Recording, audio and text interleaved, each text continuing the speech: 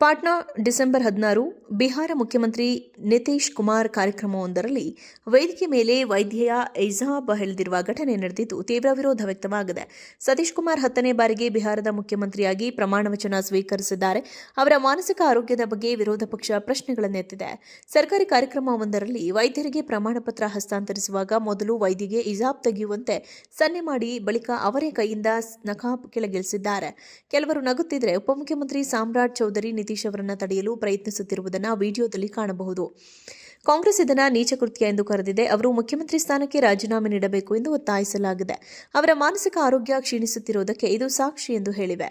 ನವೆಂಬರ್ನಲ್ಲಿ ನಡೆದ ಬಿಹಾರ ಚುನಾವಣೆಗೆ ವಾರಗಳ ಮೊದಲು ಜೆಡಿಯು ಮತ್ತು ಬಿಜೆಪಿ ಭರ್ಜರಿ ಜಯ ಸಾಧಿಸಿದ್ದವು. ಸಾರ್ವಜನಿಕ ಸಭೆಯಲ್ಲಿ ಮಹಿಳೆಯೊಬ್ಬರಿಗೆ ಹಾರ ಹಾಕುತ್ತಿರುವ ವಿಡಿಯೋ ವೈರಲ್ ಆದ ನಂತರ ಕುಮಾರ್ ಅವರ ವಿರುದ್ಧ ಟೀಕೆಗಳು ಕೇಳಿ ಬಂದಿದ್ದವು.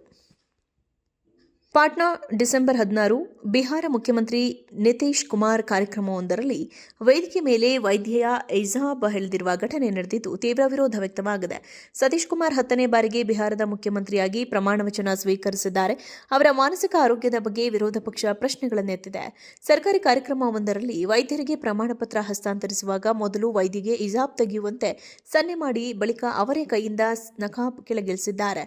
ಕೆಲವರು ನಗುತ್ತಿದ್ರೆ ಉಪಮುಖ್ಯಮಂತ್ರಿ ಸಾಮ್ರಾಟ್ ಚೌಧರಿ ನಿತೀಶ್ ಅವರನ್ನು ತಡೆಯಲು ಪ್ರಯತ್ನಿಸುತ್ತಿರುವುದನ್ನು ವಿಡಿಯೋದಲ್ಲಿ ಕಾಣಬಹುದು. ಕಾಂಗ್ರೆಸ್ ಇದನ್ನು ನೀಚ ಕೃತ್ಯ ಎಂದು ಕರೆದಿದೆ. ಅವರು ಮುಖ್ಯಮಂತ್ರಿ ಸ್ಥಾನಕ್ಕೆ ರಾಜೀನಾಮೆ ನೀಡಬೇಕು ಎಂದು ಒತ್ತಾಯಿಸಲಾಗಿದೆ. ಅವರ ಮಾನಸಿಕ ಆರೋಗ್ಯ ಕ್ಷೀಣಿಸುತ್ತಿರುವುದಕ್ಕೆ ಇದು ಸಾಕ್ಷಿ ಎಂದು ಹೇಳಿವೆ.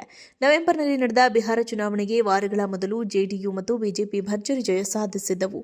ಸಾರ್ವಜನಿಕ ಸಭೆಯಲ್ಲಿ ಮಹಿಳೆಯೊಬ್ಬರಿಗೆ ಹಾರ ಹಾಕುತ್ತಿರುವ ವಿಡಿಯೋ ವೈರಲ್ ಆದ ನಂತರ ಕುಮಾರ್ ಅವರ ವಿರುದ್ಧ ಟೀಕೆಗಳು ಕೇಳಿ ಬಂದಿದ್ದವು.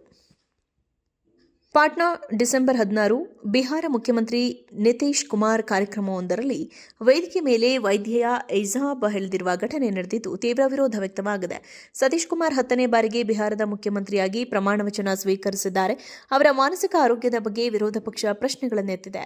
ಸರ್ಕಾರಿ ಕಾರ್ಯಕ್ರಮವೊಂದರಲ್ಲಿ ವೈದ್ಯರಿಗೆ ಪ್ರಮಾಣ ಪತ್ರ ಹಸ್ತಾಂತರಿಸುವಾಗ ಮೊದಲು ವೈದ್ಯೆಗೆ ಇಜಾಬ್ ತೆಗೆಯುವಂತೆ ಸನ್ನೆ ಮಾಡಿ ಬಳಿಕ ಅವರೇ ಕೈಯಿಂದ ನಕಾಬ್ ಕೆಳಗಿಳಿಸಿದ್ದಾರೆ. ಕೆಲವರು ನಗುತ್ತಿದ್ರೆ ಉಪಮುಖ್ಯಮಂತ್ರಿ ಸಾಮ್ರಾಟ್ ಚೌಧರಿ ನಿತೀಶ್ ಅವರನ್ನು ತಡೆಯಲು ಪ್ರಯತ್ನಿಸುತ್ತಿರುವುದನ್ನು ವಿಡಿಯೋದಲ್ಲಿ ಕಾಣಬಹುದು. ಕಾಂಗ್ರೆಸ್ ಇದನ್ನು ನೀಚ ಕೃತ್ಯ ಎಂದು ಕರೆದಿದೆ. ಅವರು ಮುಖ್ಯಮಂತ್ರಿ ಸ್ಥಾನಕ್ಕೆ ರಾಜೀನಾಮೆ ನೀಡಬೇಕು ಎಂದು ಒತ್ತಾಯಿಸಲಾಗಿದೆ. ಅವರ ಮಾನಸಿಕ ಆರೋಗ್ಯ ಕ್ಷೀಣಿಸುತ್ತಿರುವುದಕ್ಕೆ ಇದು ಸಾಕ್ಷಿ ಎಂದು ಹೇಳಿವೆ. ನವೆಂಬರ್ನಲ್ಲಿ ನಡೆದ ಬಿಹಾರ ಚುನಾವಣೆಗೆ ವಾರಗಳ ಮೊದಲು ಜೆಡಿಯು ಮತ್ತು ಬಿಜೆಪಿ ಭರ್ಜರಿ ಜಯ ಸಾಧಿಸಿದ್ದವು.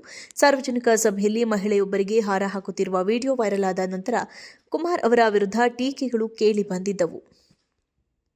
ಪಾಟ್ನಾ ಡಿಸೆಂಬರ್ 16 ಬಿಹಾರ ಮುಖ್ಯಮಂತ್ರಿ ನಿತೀಶ್ ಕುಮಾರ್ ಕಾರ್ಯಕ್ರಮವೊಂದರಲ್ಲಿ ವೇದಿಕೆ ಮೇಲೆ ವೈದ್ಯೆಯ ಇಜಾಬ್ ಎಳೆದಿರುವ ಘಟನೆ ನಡೆದಿದ್ದು ತೀವ್ರ ವಿರೋಧ ವ್ಯಕ್ತವಾಗಿದೆ.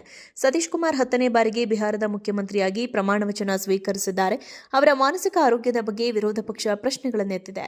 ಸರ್ಕಾರಿ ಕಾರ್ಯಕ್ರಮವೊಂದರಲ್ಲಿ ವೈದ್ಯರಿಗೆ ಪ್ರಮಾಣ ಪತ್ರ ಹಸ್ತಾಂತರಿಸುವಾಗ ಮೊದಲು ವೈದ್ಯೆಗೆ ಇಜಾಬ್ ತೆಗೆಯುವಂತೆ ಸನ್ನೆ ಮಾಡಿ ಬಳಿಕ ಅವರೇ ಕೈಯಿಂದ ನಕಾಬ್ ಕೆಳಗಿಳಿಸಿದ್ದಾರೆ.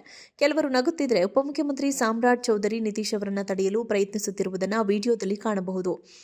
ಕಾಂಗ್ರೆಸ್ ಇದನ್ನು ನೀಚ ಕೃತ್ಯ ಎಂದು ಕರೆದಿದೆ. ಅವರು ಮುಖ್ಯಮಂತ್ರಿ ಸ್ಥಾನಕ್ಕೆ ರಾಜೀನಾಮೆ ನೀಡಬೇಕು ಎಂದು ಒತ್ತಾಯಿಸಲಾಗಿದೆ. ಅವರ ಮಾನಸಿಕ ಆರೋಗ್ಯ ಕ್ಷೀಣಿಸುತ್ತಿರುವುದಕ್ಕೆ ಇದು ಸಾಕ್ಷಿ ಎಂದು ಹೇಳಿವೆ.